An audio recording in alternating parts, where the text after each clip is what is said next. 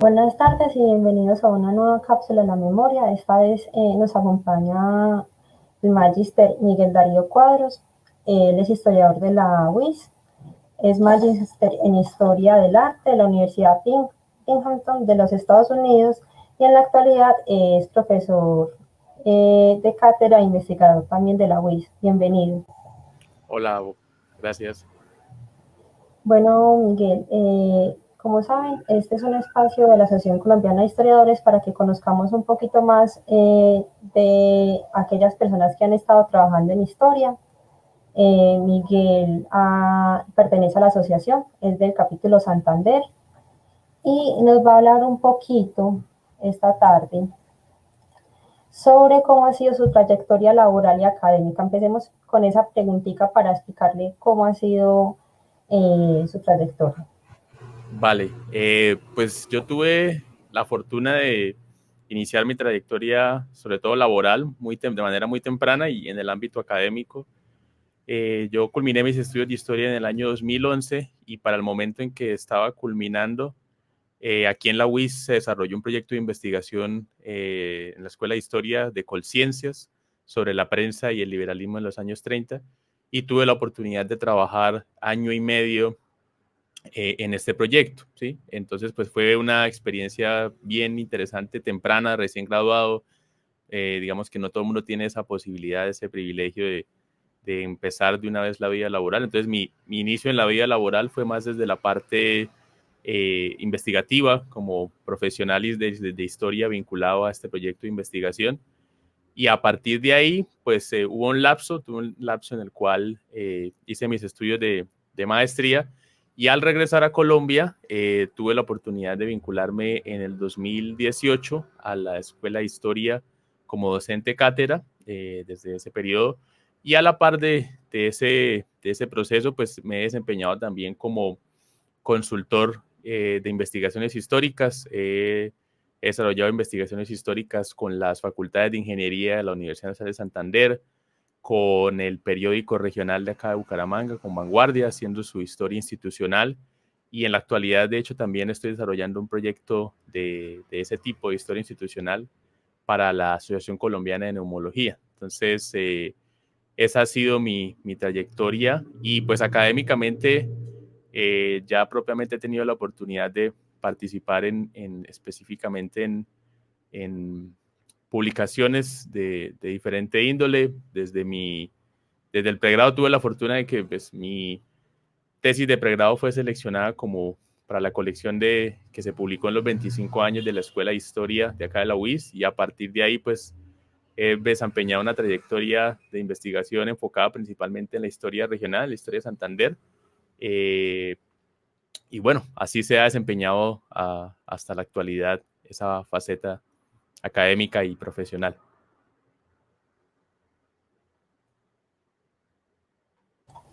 Exacto. A ver, Miguel, si nos puedes de pronto expandir un poquito más esas líneas de investigación. Uno que hace, por ejemplo, cuando hace historia regional o también cuando uno va a hacer esa historia ya de las instituciones propiamente dichas. Vale, sí. Pues bueno, mi trabajo académico en el ámbito regional empezó con el estudio de un personaje, un comerciante santanderiano, del cual puedo acceder a sus registros personales. Y digamos que a partir de ahí, mi vinculación a la historia regional vino como por esa línea inicialmente económica empresarial, ¿sí? Luego tuve la oportunidad de participar en ese proyecto de investigación sobre la prensa, la política regional en los años 30, pero realmente digamos que esto fue como inicial, donde yo me vine a enfocar después y donde ha sido, y en lo que ha sido, digamos, mi línea de trabajo académico principal, ha sido en el asunto del conocimiento geográfico y a partir del conocimiento geográfico, la cartografía.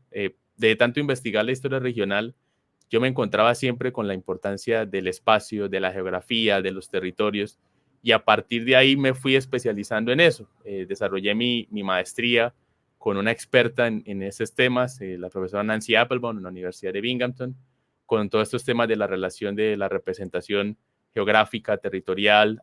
Por ahí entré al estudio de todo ese ámbito Y eso ha sido como en la línea académica. Y en la línea institucional, pues digamos que ha sido más variado. Como te decía, he trabajado en el ámbito de las universidades, del conocimiento de las instituciones educativas, de la prensa regional, ¿sí? Y ahorita en la actualidad con otra institución científica como lo es la Asociación Colombiana de Neumología. Digamos que en la parte de historia institucional me he movido hasta el momento en esos campos. Y en la parte académica, en la parte de investigación más formal, pues esa ha sido como mi línea principal, ¿sí? Digamos que agregaría que a la par de eso siempre he estado muy interesado en los temas de lo digital, de lo público, de ese ámbito más allá de solamente el ámbito formal o tradicional de la labor académica histórica.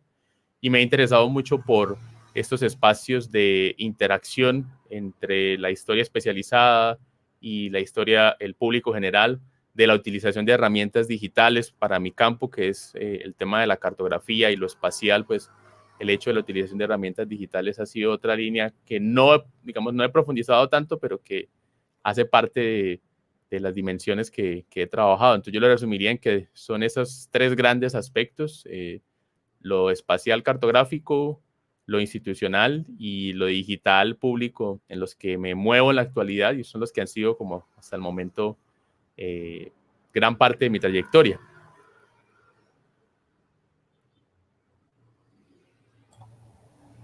Exacto, y también ahí van las publicaciones, o sea, ¿cómo es esa experiencia de publicar?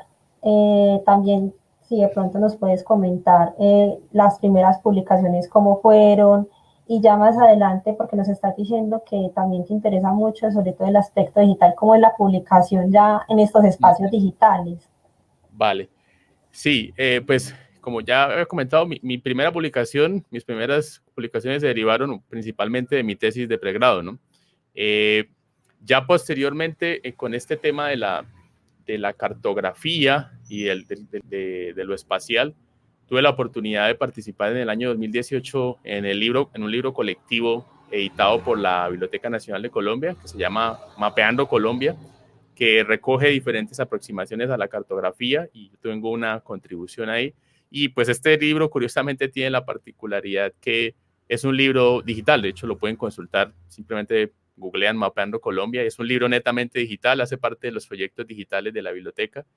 Y dentro de esa línea, pues en este ámbito de lo digital también tuve la oportunidad en el 2018 de participar en un taller que se desarrolló en la Universidad de los Andes, de una iniciativa que se llama Programming Historian, algo así como el historiador programador, y desarrollar un tutorial sobre la utilización de software para la georreferenciación de mapas históricos.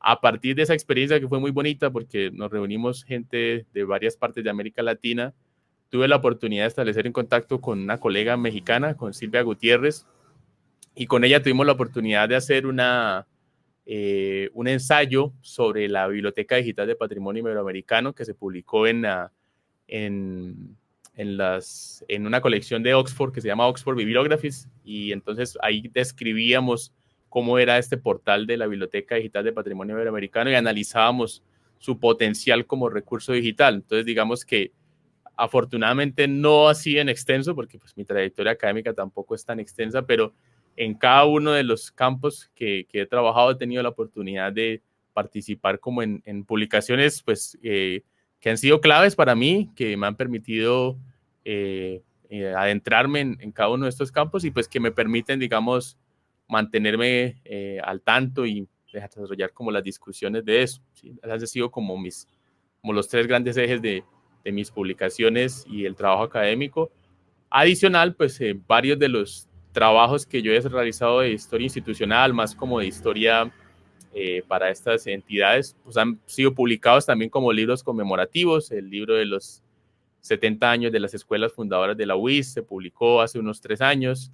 Hace 2 años se publicó el libro del periódico Vanguardia acá de Santander y esperamos que el libro de la Asociación Colombiana de Neumología estamos concluyendo el proceso de investigación y estaría a finales de año ya como publicación, ¿no? Que ya son publicaciones de otro tipo, no publicaciones académicas especializadas, sino son más publicaciones de carácter divulgativo para estas mismas instituciones que sí, pero son un trabajo también pues que queda ahí en el registro. Exacto, profesor Miguel. Ahí de pronto las personas que quieran leer estos textos, ¿cómo pueden acceder a ellos? Bueno, lo que te decía, los textos institucionales, pues es un poquito más difícil porque son ediciones muy pequeñas que básicamente las conservan las personas. El trabajo de la Biblioteca Nacional es abierto, es una plataforma abierta para simplemente, como les decía, googlean Mapeando Colombia y ahí aparece mi capítulo dentro de las diferentes contribuciones que hay. Y pues el resto, un par de artículos que he desarrollado se encuentran, han sido publicados en las revistas con googlear mi nombre se encuentra. Básicamente, pues yo trato de mantenerme activo también en estos perfiles de academia, de ResearchGate, que permiten pues a veces divulgar el trabajo de uno.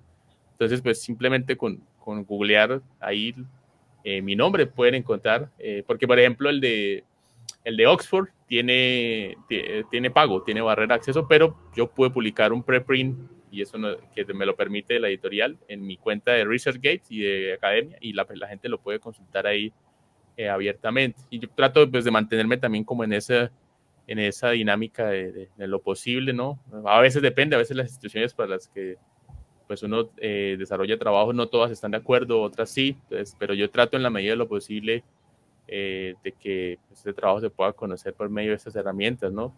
Bien sea las mismas revistas que lo publican o en algunos casos, pues estos perfiles de academia, de ResearchGate que pueden ayudar ahí. Listo.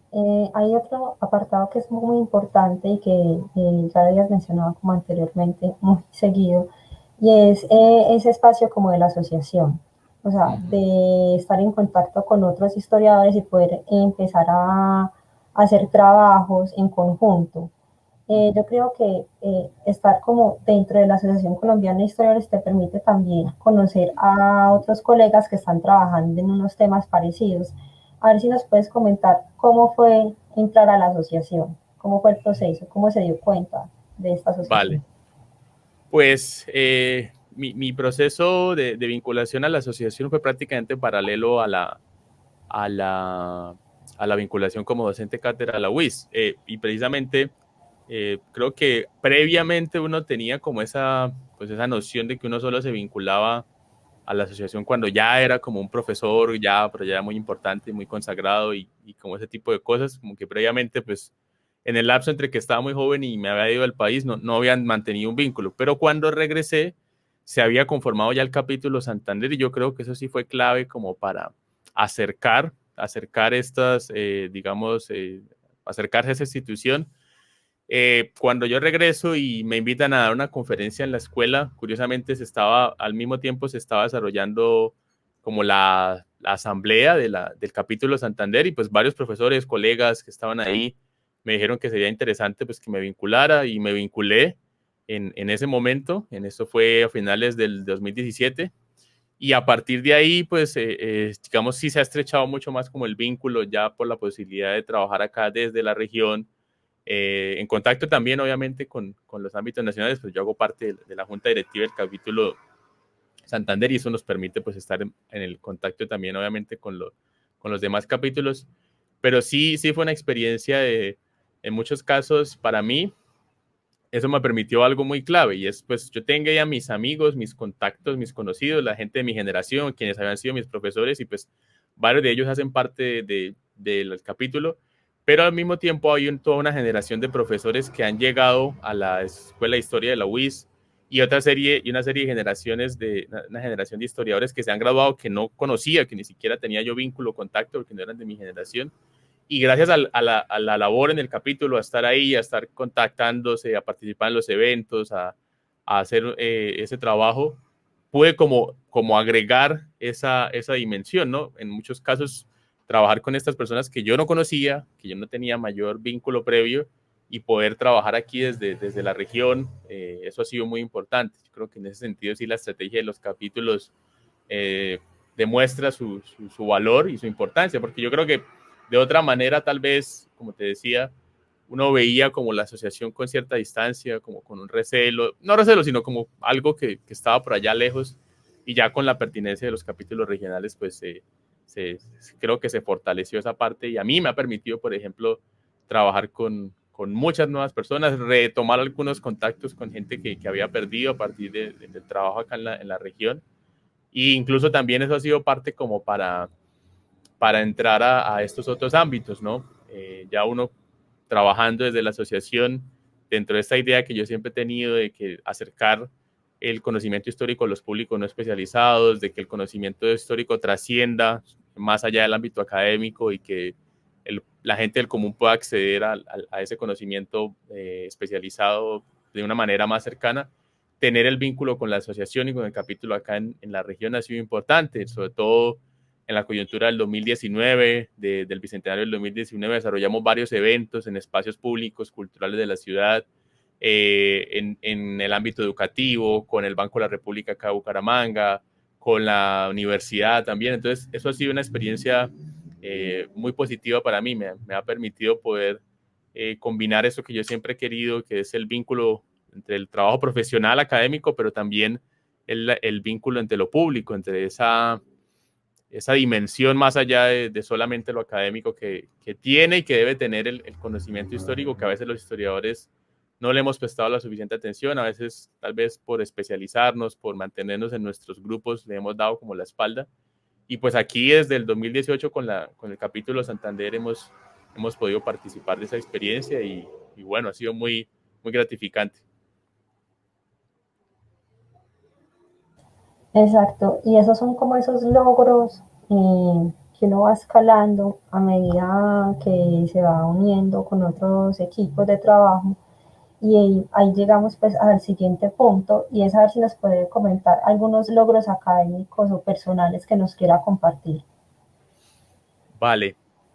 Bueno, pues siempre es difícil hablar, ¿no? De uno mismo tanto sin parecer egocéntrico. Yo particularmente me siento orgulloso en mi trayectoria académica y personal, me siento orgulloso de dos elementos, que digamos que podría mencionar más, pero de dos en particular. Uno de ellos es haber podido desarrollar mis estudios de maestría en los Estados Unidos gracias a una beca Fulbright, que es esta beca de la Comisión Fulbright de los Estados Unidos, del Departamento de Estado. Pues para mí fue muy importante porque, digamos, usualmente no es como el tipo de becas que se ganan los historiadores, es más como un tipo de becas para otras áreas. En el año 2012 yo fui parte de la cohorte de ese año y gracias a eso pude desarrollar mis estudios de maestría en los Estados Unidos. Y pues eso sí fue para mí algo muy importante por la dimensión que tiene esta beca, porque la posibilidad de llegar a un contexto académico nuevo, casi que en algunos casos totalmente diferente para mí, como lo era los Estados Unidos, de no haber sido por esta beca no habría sido posible. Y como te decía, como comentaba, ten en cuenta que no es de pronto el tipo de beca que usualmente los historiadores se ganan. Para mí fue como un reconocimiento de la importancia, ¿sí? Pues primero personal, de decir, bueno, lo que yo hago y lo que yo estoy planteando tiene interés, pero también trascendiendo eso como, bueno, los historiadores también podemos, digamos, y merecemos estar en este tipo de espacios y fue muy gratificante, por ejemplo, ver que luego encontrarme un par de colegas en estos ámbitos y reconocerse como con otros historiadores que también han participado de esta beca, de la importancia de la profesión, ¿no? Porque usualmente, pues, en todas estas becas que promueven la noción digamos, de contribución a un país, de contribución al avance científico, al avance social, no se reconoce la historia como uno de esos campos. Y claro, pues uno entiende, pues, el trabajo científico, el trabajo tecnológico puede tener una prioridad, pero el hecho de que se reconozca eso, pues para mí ha sido muy importante. Y lo segundo que yo quiero destacar es la posibilidad de ser docente, al menos así sea a nivel de cátedra, en mi escuela, ¿sí? Pues que fue la escuela que me formó, fue la escuela en la cual yo pude desarrollar y la cual me siento muy orgulloso de la formación que recibí en la Escuela de Historia de la Universidad de Santander y poder luego llegar a vincularme a esa escuela, pues para mí es un logro importante, porque pues si tú me lo preguntas hace 15 o 14 años cuando yo era un estudiante de pregrado y alguien me fuera a decir que yo en unos años iba también a ser como varios de esos profesores que me ayudaron tanto, pues yo no lo creería, o sea, ¿sí? Y para mí siempre ha sido un orgullo y un beneficio muy grande, y a mis estudiantes les recalco mucho la importancia de valorar el trabajo que hace la Escuela de Historia de la UIS, más allá de pronto limitaciones, dificultades, diferencias que puedan haber. Yo sí me siento muy orgulloso de esta institución, que es de hecho pues uno de los, de todos modos es uno de los programas de historia pues ciertamente, digamos, de cierto reconocimiento en el país, tiene ya más de 30 años de trayectoria. Entonces, para mí eso es un logro, o sea, poder haber ingresado, así sea inicialmente en la modalidad de cátedra como docente de mi escuela, estar como en sentirme que pertenezco a esa comunidad académica que también me formó, pues para mí ha sido, es un motivo de orgullo, y lo seguirá siendo, espero, por mucho tiempo.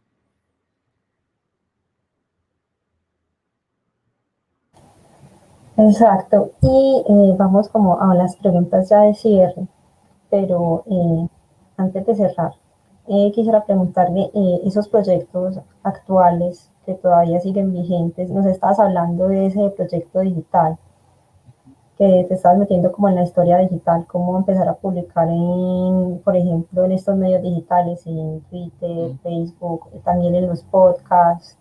A ver si nos puedes comentar un poquito sobre eso. Pues bueno, desde la parte digital yo, digamos, me mantengo como muy al tanto como aprovechando las redes sociales como dentro de estas comunidades de historiadores de América Latina y del mundo que quieren hacer esa combinación. Entonces, como comentaba, por ejemplo, participar en este evento de Programming Historian en el 2018 en la Universidad de los Andes me permitió conocer y a través de lo digital mantener un vínculo. Eh, la segunda forma en que lo digital entra en mi trabajo es sobre todo en mi trabajo docente, precisamente por esa preocupación que yo tenía de el acercamiento a más allá de simplemente el contexto académico.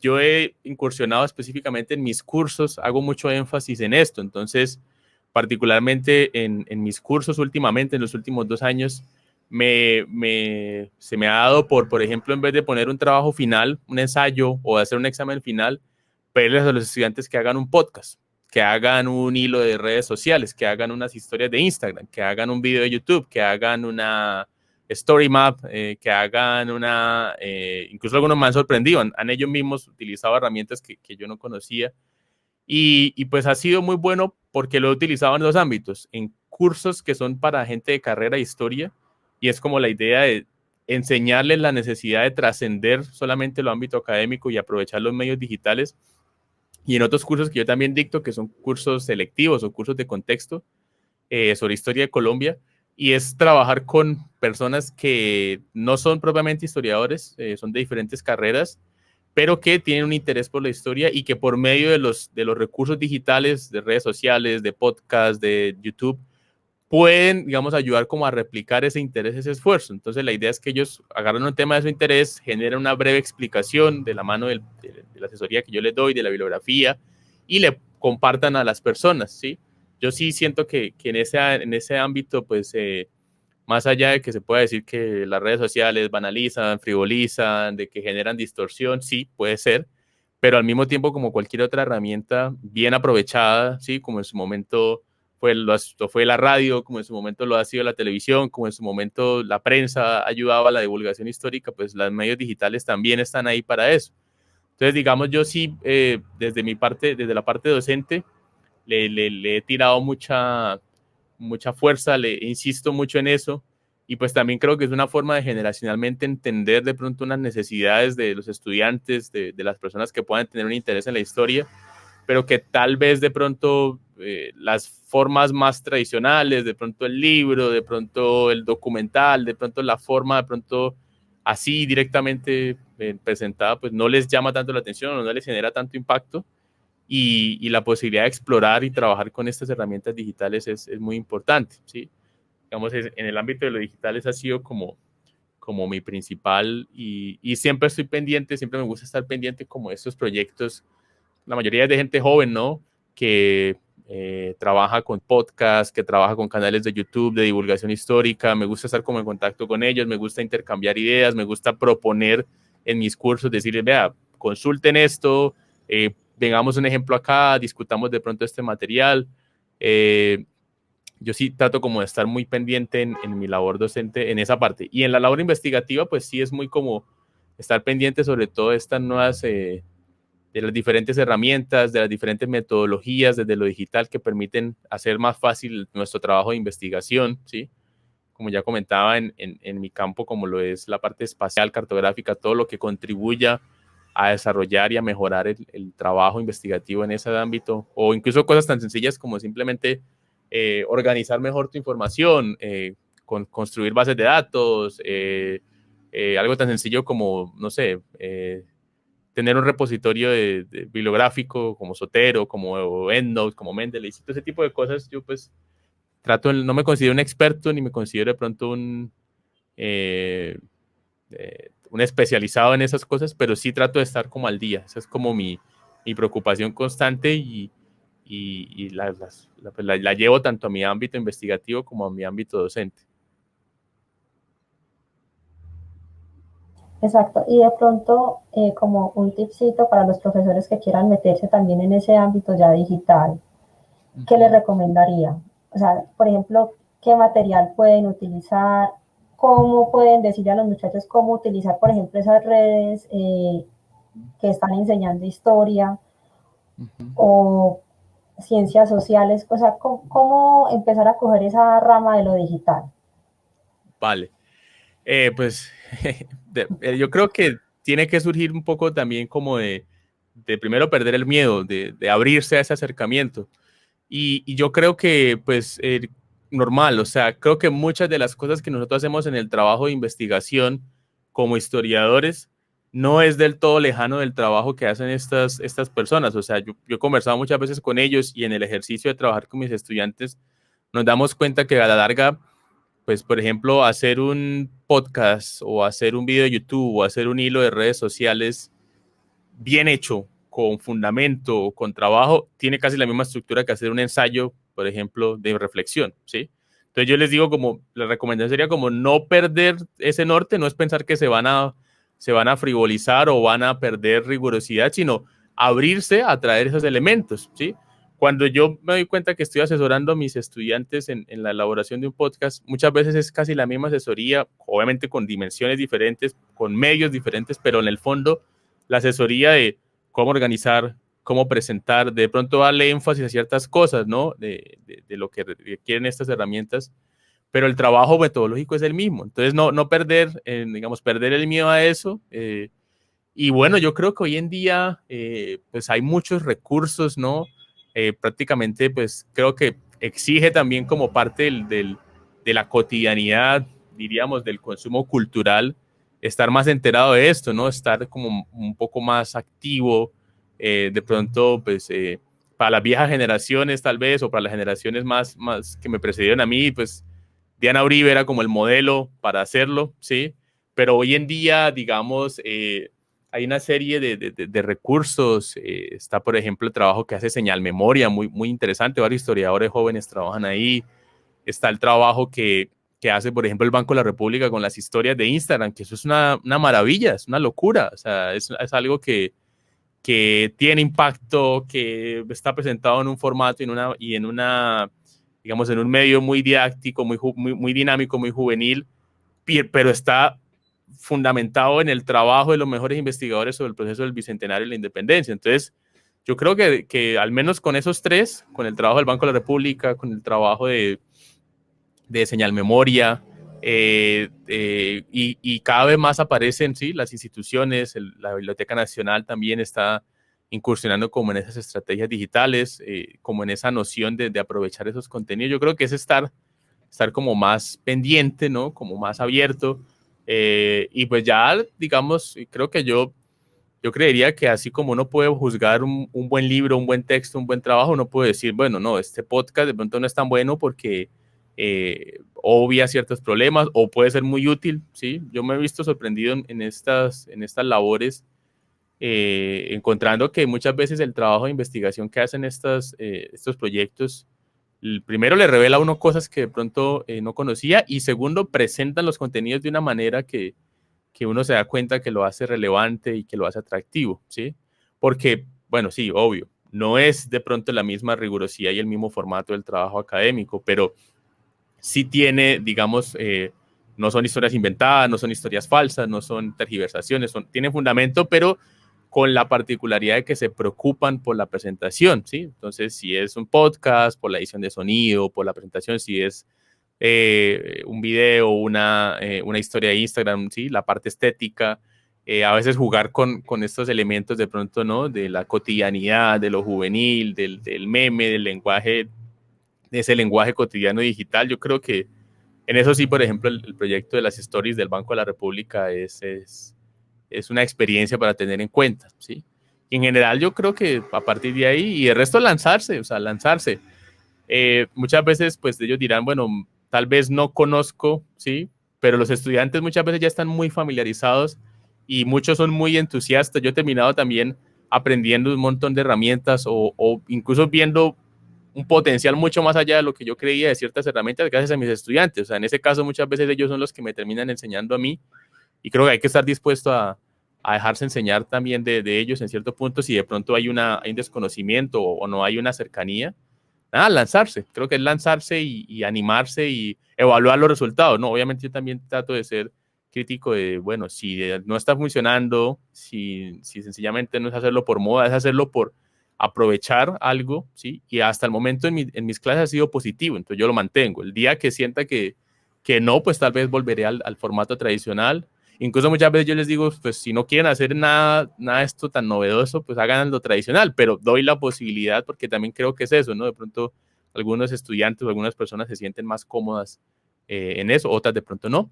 Entonces es como eso, estar abierto y nada, aprender, tener esto, motivación para aprender. Exacto. Y ya vamos a nuestras últimas preguntas, pero voy a hacer como un pequeño cambiecito. La primera va a ser, pues, porque es importante estudiar una carrera de historia hoy en día, en esta crisis, en pandemia, y qué importancia o qué recomendaciones le daría a los historiadores en estos tiempos de crisis y cuál es el trabajo del historiador hoy en día. Eh, pues yo creo que el aporte que puede hacer a la sociedad el conocimiento histórico profesional es invaluable, ¿sí? Eh, muchas veces nos quejamos de muchas cosas, muchas veces parece que la cotidianidad nos supera, ¿sí? Incluso muchas veces hasta nos frustra, ¿sí? O no la comprendemos, ¿sí? Y parece que entonces todo está perdido o al mismo tiempo parece que no pasa nada. Y yo creo que ahí en la historia profesional y la labor que se hace en la historia puede ayudar en muchos sentidos. No bajo la vieja fórmula esa que en su momento se creía de no, comprender el pasado mejor para el presente y poder como diseñar el futuro como si esto fuera una fórmula exacta o como si esto fuera una simulación, ¿verdad? No a ese nivel, pero sin duda, pues hay muchos de los elementos de comprensión actual. Yo creo que la historia dentro de lo que es el ámbito de la ciudadanía, dentro de lo que es el ámbito de las comunidades, del organizativo, siempre viene bien que haya un aporte del conocimiento histórico. O sea, el aporte del conocimiento histórico no está solo para la parte académica, que es muy importante, ¿sí? Pero, por ejemplo, para que una comunidad se organice, muy bueno. Para que una institución reconozca de pronto su trayectoria, lo que ha funcionado, lo que no ha funcionado, lo que se podría retomar y lo que no funcionó, la investigación histórica puede estar ahí para una comunidad, un grupo juvenil, un grupo cultural. O sea, yo creo que la historia está presente en todo lo que hacemos y pues la importancia social de eso se debe mantener. Y ahorita en los tiempos de crisis, yo básicamente lo que veo es una cosa muy importante y es que los historiadores, a fin de cuentas, somos personas que trabajamos con información, ¿sí? Con información histórica, con información de diferente tipo, bien sea documental, oral, gráfica, ¿sí? Y en estos contextos de crisis, una de las cosas que uno más se da cuenta es la abundancia de información. Y dentro de la abundancia de información, muchas veces manipulaciones, tergiversaciones, distorsiones, visiones incompletas, visiones exageradas. Y yo creo que el ámbito de la historia en ese sentido puede ayudar muchísimo, ¿no? Desde la idea del rigor de las fuentes de información, desde la idea de las fuentes primarias, desde la idea de la contextualización de la información. Yo creo que es una herramienta que nosotros como historiadores tenemos y que en este contexto de crisis es muy importante, ¿sí? Y yo creo que, bueno, en un contexto actual de crisis también es importantísimo y ha cobrado mucha importancia nuestra interacción con el contexto digital. Yo insisto en que el hecho de que en estos contextos actuales, bien sea por la pandemia o bien sea por la protesta social, lo digital haya adquirido una nueva dimensión, nos obliga a los historiadores también a pensar en ese ámbito de lo digital, a problematizarlo, a contextualizarlo, y creo que por la formación que tenemos desde lo documental, desde lo informativo, desde la labor, ¿sí?, de interpretación, podemos hacer un aporte muy grande, ¿sí? Y lo otro que quedó demostrado es que se necesita y tenemos que estar ahí, tenemos que contribuir. Y también así como a muchos el trabajo, la pandemia, el contexto de pronto los ha obligado a entrarse a lo digital, yo siento que también es un llamado en esta crisis, más de lo que acabo de mencionar, a que los historiadores en general fortalezcamos más nuestra relación con lo digital, ¿sí? No solo por la idea de dictar las clases virtuales y ya, sino de fortalecer realmente prácticas de consultas de repositorio digital, de proyectos colaborativos digitales, de, digamos, muchas veces si el espacio físico está cerrado, si el archivo no está, si el espacio tradicional de pronto en el cual interactuamos no está, pues hay que empezar a replantearse ese acercamiento a lo digital, ¿no? Tanto por el contexto actual como por algo que en últimas ya viene pasando generacionalmente y es que de pronto ya pues se han venido transformando esas realidades y esas visiones desde las nuevas generaciones y yo creo que esto nos tiene que llevar a profundizar en esa parte mucho más.